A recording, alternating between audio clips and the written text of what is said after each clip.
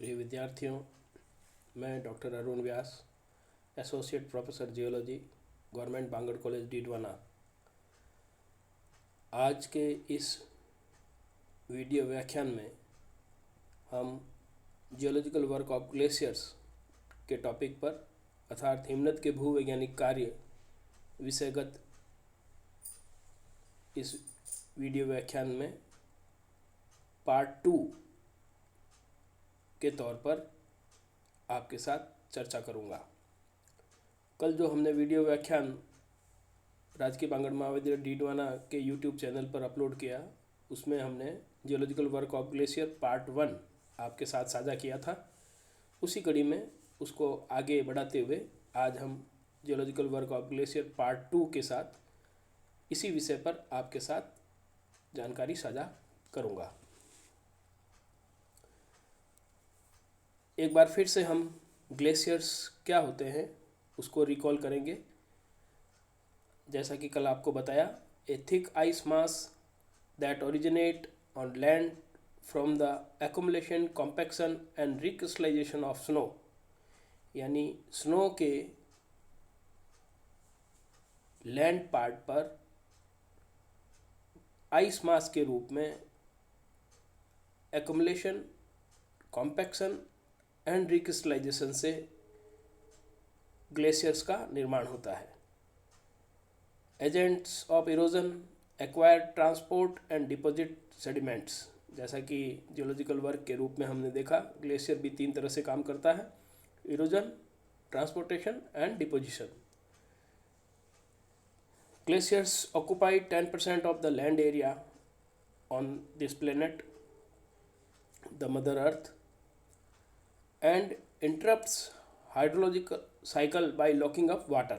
जैसा कल आपको बताया कि हाइड्रोलॉजिकल साइकिल में जो ग्लेशियर में पानी होता है वो कुछ समयावधि के लिए लॉकिंग अप वाली स्थिति में आ जाता है। Gravity and slope are primary force of motion for the glaciers, यानी कि ग्रेविटी और जो स्लोप, जो ग्रेडियंट होता है हिली रीजन्स में, ये दो स्लोप और ग्रेविटी प्राइमरी फैक्टर्स हैं जो कि उसको मोशन प्रदान करते हैं, ग्लेशियर्स को डाउनवर्ड मोशन प्रदान करते हैं। Entire ice sheet moves 5 to 50 meters per year, ये इनकी रेट ऑफ मूवमेंट है average. And fastest movement within the centre, glacier अपने केंद्रीय भाग में ज़्यादा तीव्र गति से मूवमेंट करते हैं। Friction slows down the sides. तो ये ग्लेशियर्स के बारे में एक बार फिर से हमने आपके साथ इंट्रोडक्टरी जानकारी साझा की, और ये important terms and regarding glaciers जो कल हमने आपके साथ साझा कर ली थी, आज केवल स्लाइड के माध्यम से जो टर्म्स थी कल हमने आपको इसके बारे में विस्तार से बताया। जैसे एब्लेशन जोन्स क्या होते हैं, एक्युमुलेशन जोन्स क्या हैं, बेसल स्लाइडिंग क्या होती है, फर्न क्या होता है, glacial surge, snow line, terminus, till, glacial trough, fjords, glaciation and shelves, इनके बारे में ये जो 2 स्लाइड हैं इनको हमने पहले व्याख्यान में विस्तार से आपके साथ साझा जानकारी की थी। अब हम ग्लेशियर के बारे में जो उसकी 2 प्रकार हैं विशेष, उनके बारे में चर्चा करेंगे। टाइप ऑफ ग्लेशियर में पहला जो है वो है वैली ग्लेशियर्स, जैसा कि एल्पाइंस में मिलते हैं, फाउंड इन माउंटेनियस एरियाज, पर्वतीय क्षेत्रों में मिलते हैं। स्मॉलर देन आइस शीट्स, जो आइस शीट्स हैं उनके कंपैरिजन में इनका विस्तार कम होता है। लेंथ्स ग्रेटर देन द विड्थ्स, इनकी लंबाई चौड़ाई की अपेक्षा अधिक होती है। ओनली कवर ए स्मॉल रीजन, कुछ विशेष छोटे से क्षेत्र तक में इनका फैलाव होता है वैली ग्लेशियर्स का। Transform V shaped valleys into U shaped valleys, जो वी शेप्ड वैलीज होती है उनको ग्लेशियर यू शेप्ड वैली में परिवर्तित कर देते हैं। कौन से? वैली ग्लेशियर्स, जिसका एग्जाम्पल एल्पाइन के रूप में अभी आपको ये चित्र में भी दिखाया गया है। ये वैली ग्लेशियर्स हैं। इसमें आप देखिए कि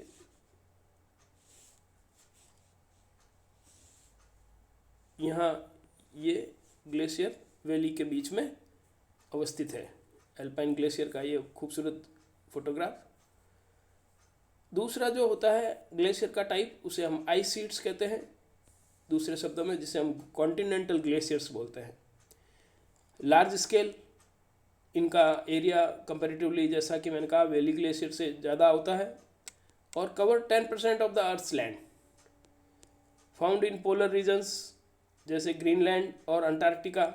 ग्रीनलैंड का जो एक्सटेंशन है 1.7 मिलियन स्क्वायर किलोमीटर तक है और अंटार्कटिका का 1.4 मिलियन स्क्वायर किलोमीटर तक का है। तो ये जो आइस शीट्स हैं जिन्हें हम कॉन्टिनेंटल ग्लेशियर्स भी कहते हैं, ये ग्लेशियर्स की दूसरी प्रकार की टाइप है।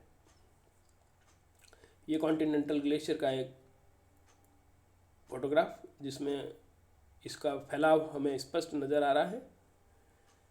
ये अंटार्कटिका और ग्रीनलैंड के मैप्स, ये बड़ी बड़ी आइस शीट्स जो आज की तारीख में जो लास्ट ग्लेशिएशन हुआ प्लीस्टोसीन में, उसके बाद जो हम इंटरग्लेशियल पीरियड में चलते हैं, तो जो पिछला ग्लेशिएशन था उसके सिग्नेचर के रूप में आज भी एविडेंस के रूप में ये अंटार्कटिका और ग्रीनलैंड हमें दृष्टिगत होते हैं।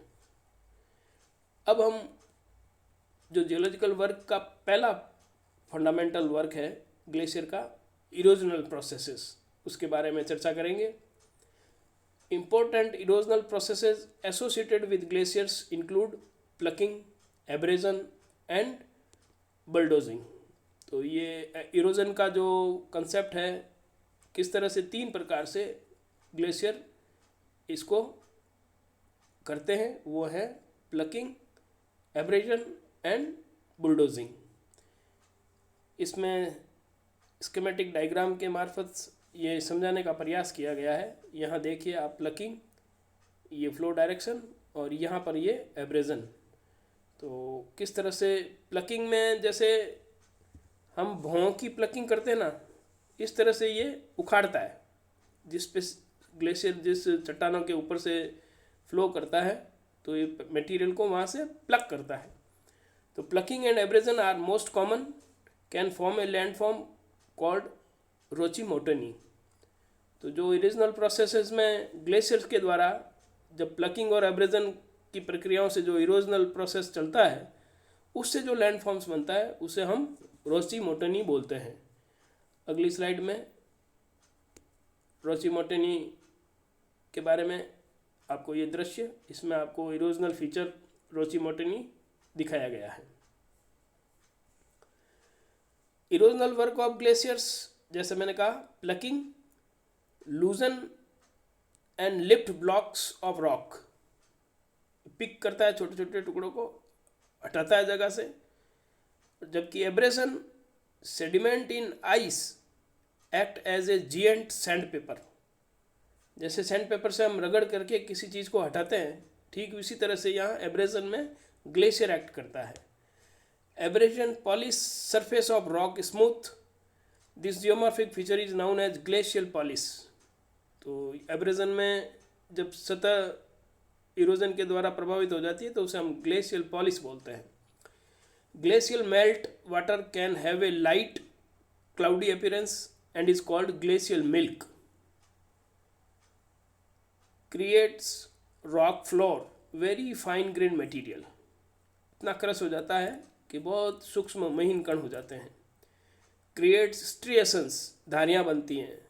तो grooves scratched in bedrock that indicate direction of ice movement. तो ये जो धारियाँ होती है, स्क्रैचेज होते हैं सरफेस के ऊपर, एक्सपोज होने के बाद दिखते हैं। अगर ग्लेशियर वहाँ से हट गया तो उनकी जो धारियाँ हैं वो हमको ग्लेशियल जो मूवमेंट हुआ था उसका डायरेक्शन बताने में सहायक होती है। यहाँ ये स्कीमेटिक डायग्राम में आप देखिए, प्लकिंग एंड एब्रेजन को समझाने का प्रयास किया गया है। इसमें आप देखिए, ऊपर जो एक्सटेंडिंग फ्लो, उसके बाद नीचे कंप्रेसिंग फ्लो, फिर एक्सटेंडिंग फ्लो आइस फॉल, और नीचे एक्सट्रीम कंप्रेसिंग फ्लो के बाद में मोराइन बनते हैं, जिसको हम मोरेन बोलते हैं। यहाँ प्लकिंग और एब्रेशन की घटना को स्कीमेटिक डायग्राम के द्वारा यहाँ समझाया गया है। यहाँ पर ये प्लकिंग और एब्रेशन किस तरह से होता है और मोरेन कैसे बनते हैं, एंड मोरेन्स कैसे बनते हैं, तो ये दृश्य इसमें स्कीमेटिक डायग्राम के मार्फत समझाने का प्रयास किया गया है। इरोजनल वर्क ऑफ ग्लेशियर्स के तहत जो संरचनाएं बनती हैं उन्हें हम cirque, arete, col, horn, crevasse, striations, glacial polish, cirque glacier और टार्न लेक्स के रूप में पहचानते हैं। इनके ऊपर विस्तार से चर्चा आगे की स्लाइड्स में हम करेंगे। ये इरोजनल लैंडफॉर्म्स में सर्क्यू और एल्टीज के फील्ड फोटोग्राफ्स दर्शाए गए हैं। सर्क्यू जो है a scooped out amphitheatre shaped basin at the head of an alpine glacier. जो हमने वैली ग्लेशियर के बारे में चर्चा की, उसमें अगर कोई scooped out amphitheatre shaped basin बन जाता है at the head of an alpine glacier, तो उसे हम सर्क्यू बोलते हैं। इसी तरह से अर्टीज जो है ए शार्प सॉ टूथ और serrated ridge that divides two cirque basins. जब किसी दो सर्क्यू बेसिन्स को एक शार्प सॉ टूथ के रूप में डिवाइड करता है, या जिसे आप नाइफ एज इन फ्रेंच जिसको हम बोलते हैं, तो उनका वो जो स्ट्रक्चर्स होता है उसे हम आर्टीज बोलते हैं। यहाँ आर्टीज का ये field photograph, a sharp edge ridge of rock found between adjacent cirque glaciers. तो ये फील्ड फोटोग्राफ से इसमें आप यहाँ टार्न और कोरी लेक भी देख सकते हैं, और ये जो डिवीज़न है बीच का वो आर्टीज कहलाता है। और उसके इस तरफ ये आप देख सकते हैं दूसरा सर्क्यू डिस्प्रेशन। तो ये इस प्रकार के जो स्ट्रक्चर्स बनते हैं उसे हम आर्टीज बोलते हैं। कोल का डायग्राम फील्ड फोटोग्राफ, और a saddle like narrow depression formed by two headward eroding cirques that reduce an aretes, तो उसे हम कोल बोलते हैं।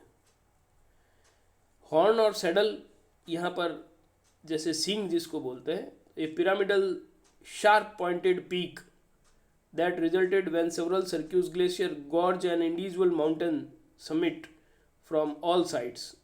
तो कोई बिल्कुल खड़ी खड में जो सर्क्यू ग्लेशियर्स हैं उनके साथ associated pyramidal sharp pointed peak जो होती है उसे हम हॉर्न या सैडल बोलते हैं। फील्ड फोटोग्राफ्स के द्वारा इसमें इसको आसानी से समझा जा सकता है। ये ग्लेशियल हॉर्न का एक schematic diagram, A high mountain peak forms when the walls of 3 or more glacial circuits intersect। जब 3 या 3 से अधिक सर्क्यूज आपस में एक दूसरे के इंटरसेक्ट करती हैं उनकी दीवारें, तो जो हाई माउंटेन पीक्स होती है उसको हम ग्लेशियल हॉर्न बोलते हैं। यहाँ इस चित्र में आप देखिए 2 या 3 सर्क्यू जो हैं वो आपस में मिलते हैं, इंटरसेक्ट करते हैं, तो हॉर्न बनता है। उसी के साथ इसमें आर्टीज और मोरेन्स भी दिखाए गए हैं। क्रीवेसी, ये deep nearly vertical crack that develop in the upper portion of glacier ice.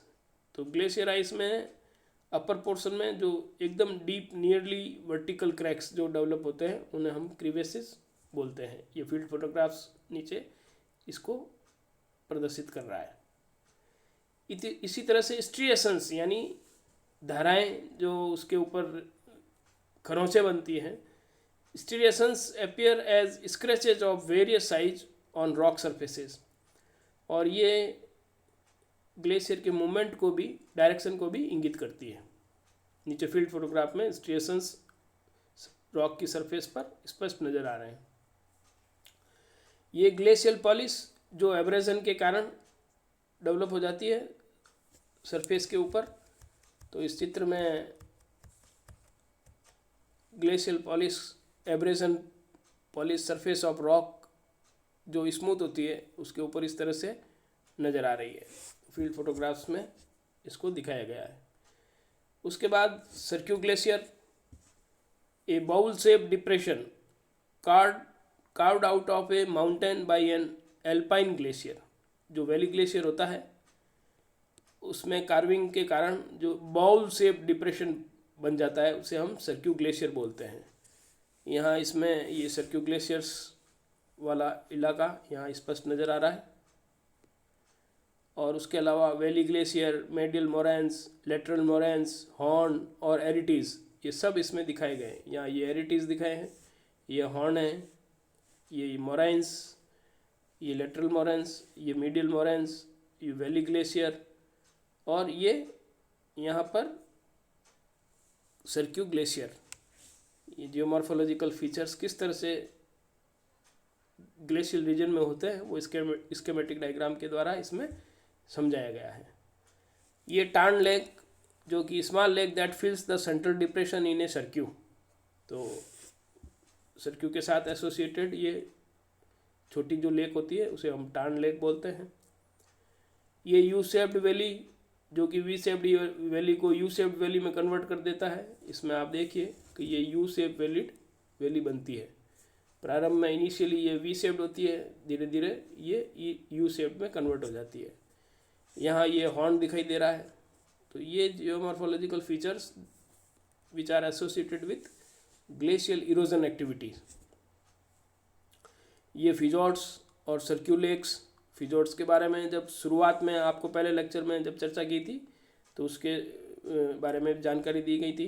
ये सर्क्यू लेक्स यहाँ नज़र आ रही है, ये सर्क्यू लेक्स।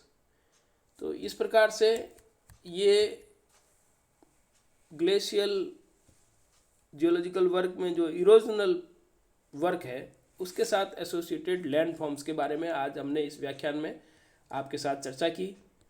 इस वीडियो व्याख्यान बनाने में जो रेफरेंसेस काम में लिए गए उनका यहाँ हवाला दिया गया है। इसके अलावा जो slide share, power point presentation, net contents के रूप में जो उपलब्ध थे उनका भी इसमें उपयोग किया गया। और गूगल सर्च इंजन पर कई तरह के जो फोटोग्राफ्स, उसमें से कुछ कॉपीराइट्स भी हो सकते हैं, उनका भी इसमें यहाँ उपयोग किया गया ताकि स्टूडेंट्स को एकेडमिक इंटरेस्ट में इन चीज़ों को आसानी से समझाया जा सके।